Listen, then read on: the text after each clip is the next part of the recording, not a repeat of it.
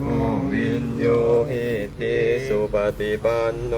ภะคะวะโตสาวกสังโฆสุปฏิปันโนภะคะวะโตยายาปฏิปันโนภะคะวะโตสาวกสังโฆสามีจิปฏิปันโนโตสาวกสังโฆยะตาสิสานิดิอัตถปุริสาอุปลาเอสาภะคะวะโตสาวกสังโฆมุตโยปามุตโยดาทิไดโยอัญจลิกรณิโยอนุตตรังปุญญังเจตังโลกัสสติอิติปิโสภะคะวะอะระหังสัมมาสัมพุทโธวิชชาจารณะสัมปันโนสุขโตโลกวิทูอโนตตโรปุริสธัมมาสารถิสดาเทวมนุสสานังพุทโธภควติสวากขาโตภควตาธัมโมสันยิติโกอะกาลิโกเอหิปัสสิโกโอปนัญิโกปัจจตังเวทิตาโพลินโยอิติสุปฏิปันโนภะคะวะโตสาวกสังโฆปฏิปันโนภะคะวะโตสาวกสังโฆยะปฏิปันโนภะคะวะโตสาวกสังโฆ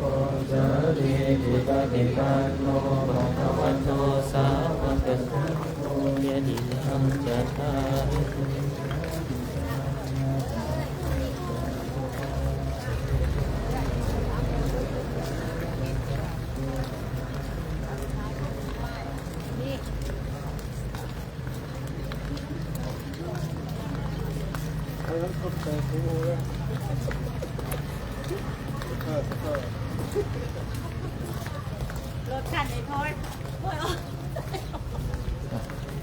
นี่เป็นบรรยากาศการแห่พระบิดกที่แขวงอันตปือเนาะหอพระตะคินรักเมือง3-4 หอก็จะออกไปสู่ที่วัดป่าละเยาเหนือเมืองสามัคคีไสแขวงอันตปือลืมเพื่อให้ไหลสดอยู่นี่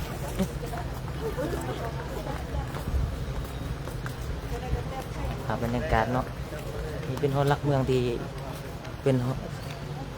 รักของแขวงอันตปือเป็นจะได้ไปแห่3 หอบเนาะพระบิดกเลยจะไปถวายที่วัดบ้านละเยาเหนือคือวัดบ้านละเยาวัดป่าละเยาใต้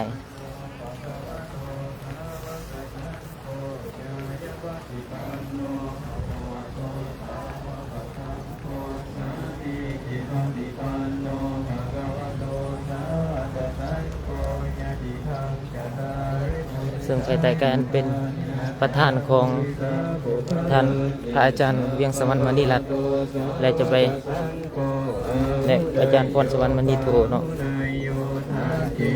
ที่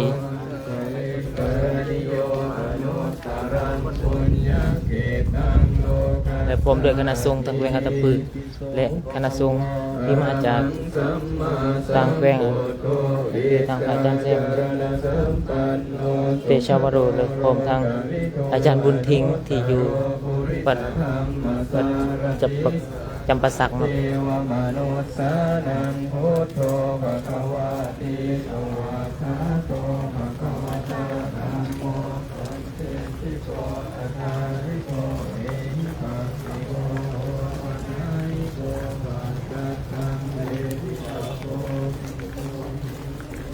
ซึ่งพระไตรปิฎกบางคนอาจจะเข้าใจว่าเป็นยังจึงมีพระไตรปิฎกเนาะ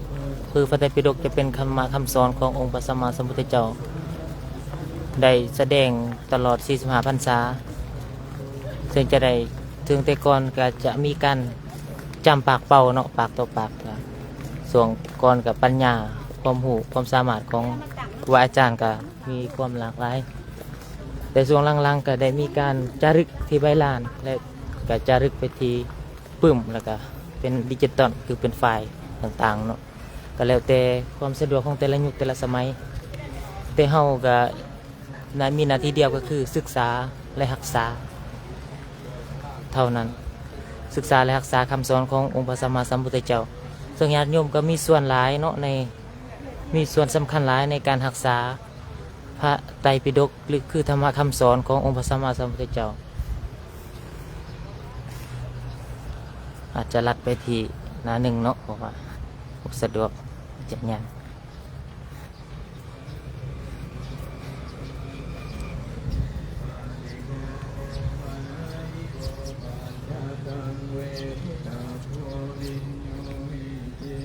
ปฏิปันโนภะคะวะโตสาวกสังโฆสุปฏิปันโนภะคะวะโตสาวกสังโฆ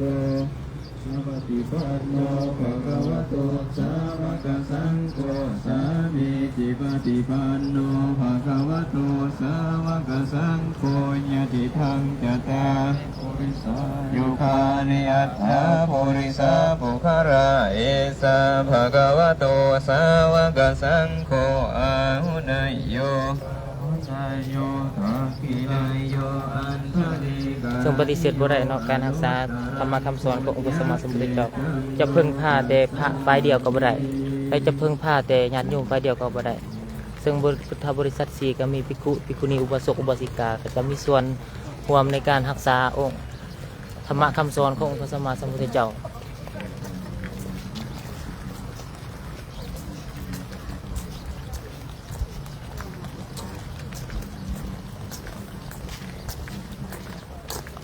การรักษาของ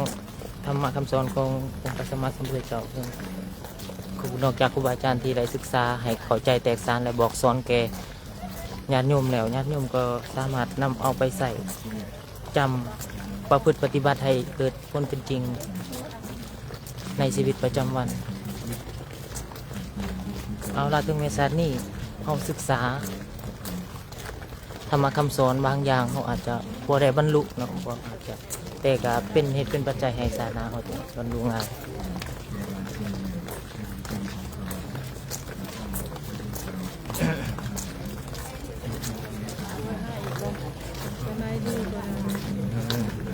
เอาผู้เดียวดีแหละดีแหละฟังต่อไปฟังทำต่ออยู่ปัดเดยจะไหนเด้อ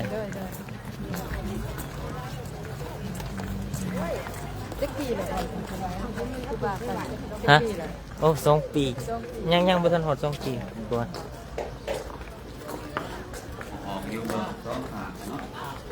จากนั้นก็ครบแล้วก็จะ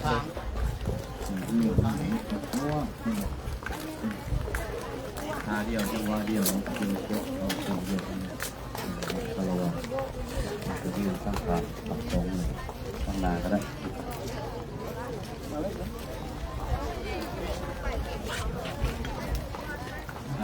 เดี๋ยวก็ยืนก้อนแล้วก็ค่อยนั่งเนาะบัดไก่ชิบะค่อยนั่งให้เขามองห่วงเด้อห่วงนั่นแหละเนาะขาเดียวแล้วมาทายข่าวร่วมเด้อไม่ได้เจริญพรมั้งมาเอาผ่า แต่ภาพรวมพอไปโอ้เปียสองข้างเปียตามผ่า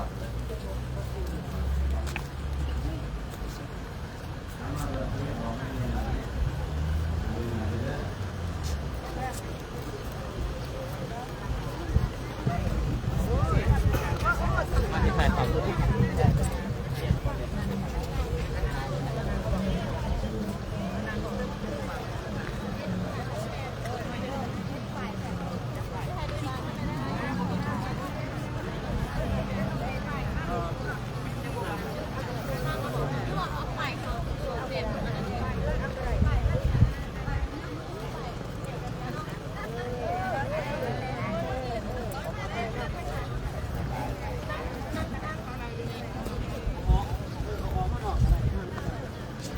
ซึ่งญาติโยมก็มาจากหลายภาคส่วนเนาะมาแต่จำปาสักก็มี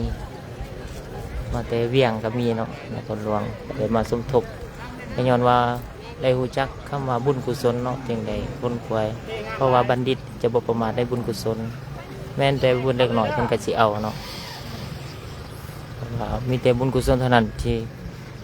จะเป็นเหตุเป็นปัจจัยให้เราได้พบสุขในเบื้องหน้า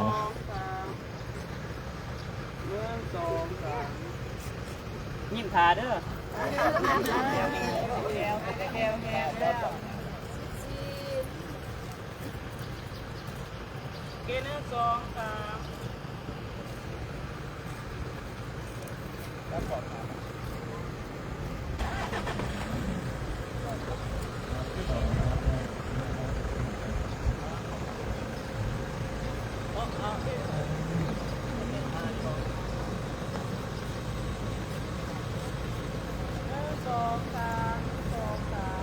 หลังจากเสร็จพิธีที่นี่ก็จะไปต่อที่วัดป่าเลยเนาะก็ในขณะนั้นก็กลางขบวนการแห่ก็จะมีการแห่ตามลำดับ แต่ว่าครูบาอาจารย์ก็จะได้ไปทาที่วัดก่อนเพื่อความสะดวกสบาย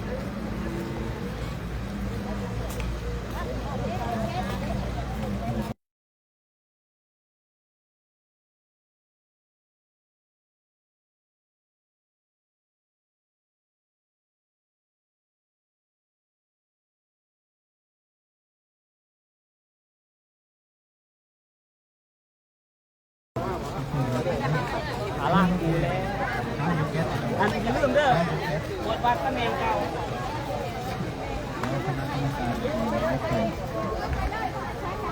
ได้สิมีมาป่าไปลำเลย